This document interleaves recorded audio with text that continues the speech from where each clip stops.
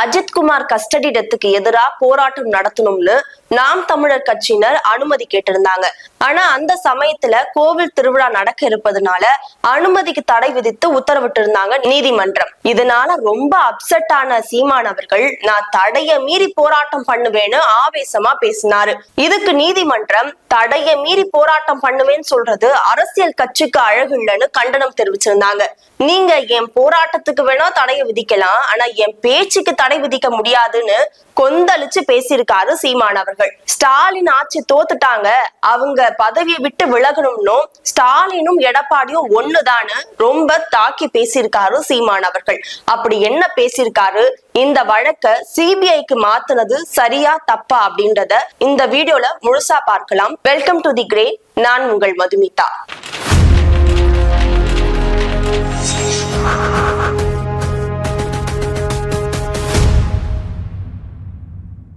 அஜித்குமார் குடும்பத்தை நேர்ல சந்திச்ச சீமான் அவர்கள் அவங்களுக்கு ஆறுதலை தெரிவிச்சு 5 லட்சம் காசோலையும் கொடுத்தாரு.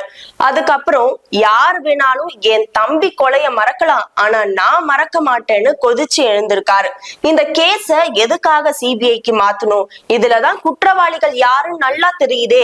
5 காவலர்கள் சீருடை அணியாம கலர் டிரெஸ்ல அந்த பையனை கூட்டிட்டு போயிட்டு அடிச்சியே கொலை பண்ணிருக்காங்க. இவங்கதான் குற்றவாளின்னு தெரிஞ்சிருச்சு. அப்ப இவங்களுக்கு உத்தரவிட்டது யாரு கண்டுபிடிக்கிறதுல எதுக்கு இவ்வளவு பெரிய விசாரணை நடக்கணும்? அது சீக்கிரமாவே நீதி கிடைக்க வேண்டிய ஒரு விஷயம் தானே. இதை எதுக்கு சிபிஐக்கு மாத்தினாங்க? காவல்துறை இலக்காவ ஸ்டாலின் அவர்கள் தானே கையில வச்சிருக்காரு. அவங்க காவல்துறை மேலையும் சிபிசிஐடி மேலையும் ஸ்டாலின் அவர்களுக்கு நம்பிக்கை இல்லையா? நம்பிக்கை இல்லைன்னா அவர் தோத்து போயிட்டாருன்னு தானே அர்த்தம். அப்ப தோத்து போயிட்டு எதுக்காக பதவியில இருக்கணும், பதவியை விட்டு விலகணும் ஸ்டாலின் அவர்கள் அப்படின்னு ரொம்ப தாக்கி பேசியிருக்காரு சீமான் அவர்கள். அது மட்டும் இல்லாம இன்றைய தலைமுறையினர் எல்லாம் ஸ்டெர்லைட் விவகாரம் பத்தி தெரிஞ்சிருக்கணும்.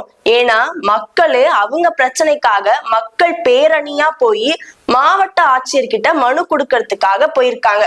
என்ன நடந்திருக்கணும்னா அங்க 3 பேரா 4 பேரா வந்து மனு கொடுங்க அப்படின்னு தான் சொல்லியிருக்கணும்.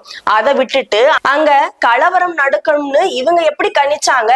எதுக்காக கலவரம் நடக்கிறதுக்கு முன்னாடி அங்க துப்பாக்கி சுடுற காவலாளிகள்லாம் வேன் மேல ஏறி நிக்கணும்? இது ஒரு கலவரத்தை கலைக்கணும்னா தடி அடி அடிக்கணும், இல்லைன்னா தண்ணீர் பீச்சி வச்சுதான் அந்த கலவரத்தை கலைக்கணும். அதை விட்டுட்டு எப்படி துப்பாக்கி சூடு நடத்தலாம்? அந்த துப்பாக்கி சூடுக்கு உத்தரவிட்டது யாரு அப்படின்னு அடுக்கடுக்கா பல கேள்விகளை கேட்டிருந்தார். 13 பேர் கொண்டு இருக்காங்க.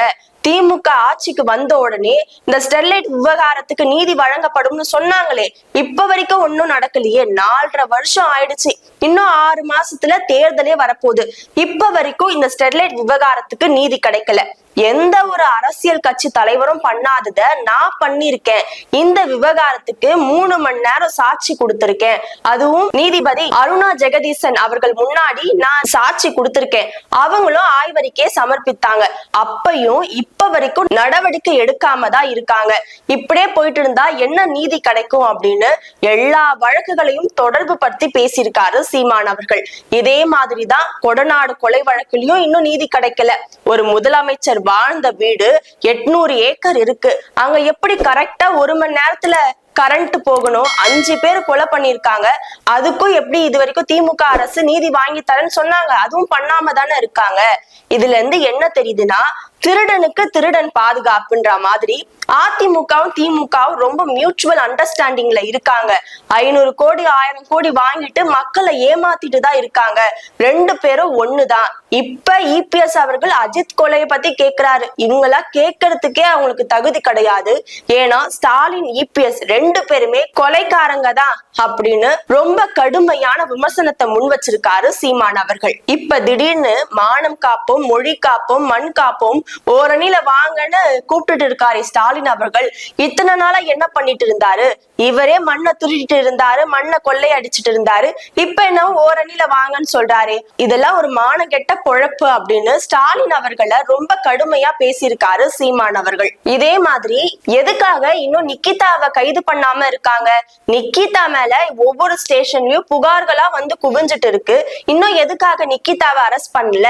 நிக்கிதாக்கு போன் பண்ணி ஆர்டர் போட்டது யாரு, நிக்கிதாவை விட சொல்லி ஆர்டர் போட்டது யாரு, நிக்கிதா போன் காலை எடுத்து சர்ச் பண்ணாலே அதுல தெரிஞ்சிடுமே யார் அந்த வில்லன்ட்டு, இன்னும் எதுக்காக அந்த வில்லனை கண்டுபிடிக்காம இருக்கீங்க, அப்பனா இதுக்குள்ள வேற ஏதோ ஒரு வேலை நடந்துட்டு இருக்குன்னு தானே அர்த்தம் அப்படின்னு மறைமுகமா நிக்கிதாவை வச்சு அரசியல் பண்றாரா சீமான் அவர்கள்ன்ற ஒரு கேள்வி இங்க முன்வைக்கப்படுது. இதே மாதிரிதான் தமிழ்நாட்டுல இன்னும் பல வழக்குகளுக்கு நீதியே கிடைக்கல. எல்லா கேஸும் சிபிஐக்கு மாத்துறாங்களே, சிபிஐக்கு மாத்தினா மட்டும் உண்மை வெளியே வந்துருச்சா இல்ல நியாயம் தான் கிடைச்சிடுச்சா, இன்னும் எதுவும் கிடைக்காம தானே இருக்கு அப்படின்னு தமிழ்நாட்டுல நடந்த பல கேசுகளை ஒப்பிட்டு சொல்லியிருக்காரு. அதே மாதிரிதான் இந்த ஸ்ரீமதி வழக்கையும் முன்னிறுத்தி பேசியிருக்காரு சீமான் அவர்கள். அதுல என்ன சொல்றாருன்னா, ஸ்ரீமதி மாணவி பள்ளி மாடியில இருந்து விழுந்துட்டாங்க, ஆனா அது தற்கொலைன்னு எல்லாரும் சொல்றாங்க. நாங்க இது ஒரு பாலியல் துன்புறுத்தப்பட்டு அந்த பொண்ணு அடிச்சு தூக்கி வீசப்பட்டதா தான் நாங்க சொன்னோம், ஆனா இத தற்கொலைன்னு சொல்லிட்டாங்க. சரி, தற்கொலைன்னு சொன்னாங்களே, அதையும் முழுசா விசாரிச்சாங்களா? அந்த ஊர்லயே 500ல இருந்து 1000 குடும்பம் தானே இருப்பாங்க, அவங்கள முழுசா விசாரிச்சு நீதியை கொடுக்க வேண்டியதானே, இப்ப வரைக்கும் எந்த ஒரு நடவடிக்கையும் எடுக்காம தானே இருக்காங்க அப்படின்னு சொல்லியிருக்காங்க. இதுல என்ன பார்க்க வேண்டியது இருக்குன்னா, இந்த வழக்க நம்ம சேனலும் விசாரிச்சு வெளியிட்டு இருந்தோம், அந்த பொண்ணு தற்கொலை தான் பண்ணிருக்கு அப்படின்றத. வேணும்னா சீமான் அவர்கள் அந்த மாணவி தற்கொலை செய்வதற்கு யார் காரணமா இருந்தாங்களோ அவங்கள கைது செய்ய சொல்லி அதுக்கு ஒரு போராட்டம் நடத்தி வலியுறுத்தினா இன்னும் நல்லா இருக்கும்னு எதிர்பார்க்கப்படுது. இப்படி பல வழக்குகள் தமிழ்நாட்டுல நடந்த எல்லா வழக்குகளையும் முன்னிறுத்தி அதை கம்பேர் பண்ணி ரொம்ப ஆவேசமா பேசியிருந்தாரு சீமான் அவர்கள். இறுதியா வசனம்லாம் பேசியிருக்காரு சீமான் அண்ணா. என்ன பேசியிருக்காருன்னா, என்னோட ஆட்சி எடப்பாடி ஸ்டாலின் ஆட்சி மாதிரி ஏமாத்திட்டு போற மாதிரி எல்லாம் இருக்காது, என் பிறந்த மண்ணுல சொல்றேன், நல்லா ஞாபகம் வச்சுக்கோங்க, எந்த கொம்பாதி கொம்பன் உத்தரவிட்டு இருந்தாங்களோ தூக்கி வெளுக்க போறேன் அப்படின்னு சொல்லியிருக்காரு. அவர் ஆட்சிக்கு வரணும்னு இன்னும் மக்கள் எதிர்பார்த்துட்டு இருக்காங்க அப்படின்ற ஒரு நினைப்பு சீமான் அண்ணனுக்கு இருக்கிறதுனாலதான் இப்படி ஒரு வசனத்தை எல்லாம் பேசியிருக்காரு அப்படின்னு சொல்லப்படுது. எடப்பாடி ஸ்டாலின் ஆட்சியில தப்பிக்கலாம், ஒரு நாள் இந்த மகன் உட்காரும் போது அவன் எந்த கொம்பனா இருந்தாலும் தூக்கு வந்தான். எவன்டா உத்தரவு போட்டவன்? பிறந்த மண்ணில இருந்து சொல்ற, ஒரு நாள் எந்த கொம்பாதி கொம்ப உத்தரவு போட்டான், யாரா அடிச்சு கொல்ல சொன்னது தூக்கி வெளுக்கல, நான் நல்ல ஆத்தாளுக்கு அப்புறம் பார்க்கிறேன்.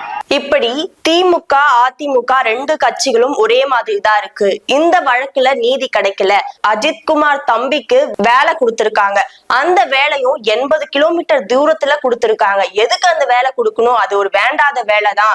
அவங்களே 2 நாள் போயிட்டு வந்து எனக்கு அது வேலை வேணான்னு சொல்லிடுவாங்க. இந்த மாதிரி கண் துடைப்பு நாடகத்துல எதுக்குதான் பண்றாங்களோ, ஒழுங்கா ஒரு நல்ல வேலை கொடுக்கல, ஒரு நல்ல வீடு கொடுக்கல அப்படின்னு சொல்லிட்டு அவர் தரப்புல இருந்து பல கண்டனங்களும் எதிர்ப்பும் ஸ்டாலின் அரசுக்கு எதிராக சொல்லப்படுது.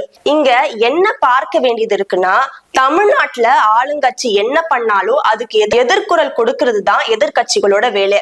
இங்க சீமான் அண்ணன் சொன்ன மாதிரி இந்த கேஸ சிபிஐக்கு மாத்தாம இருந்துதான் என்ன நடந்திருக்கும்? சிபிஐக்கு மாத்தியே இங்க இவ்வளவு போராட்டங்கள் நடந்துட்டு இருக்கு. ஒருவேளை சிபிஐக்கு மாத்தாம இருந்திருந்தா இங்க ஒரு காவலர்களாலதான் உயிர் போயிருக்கு.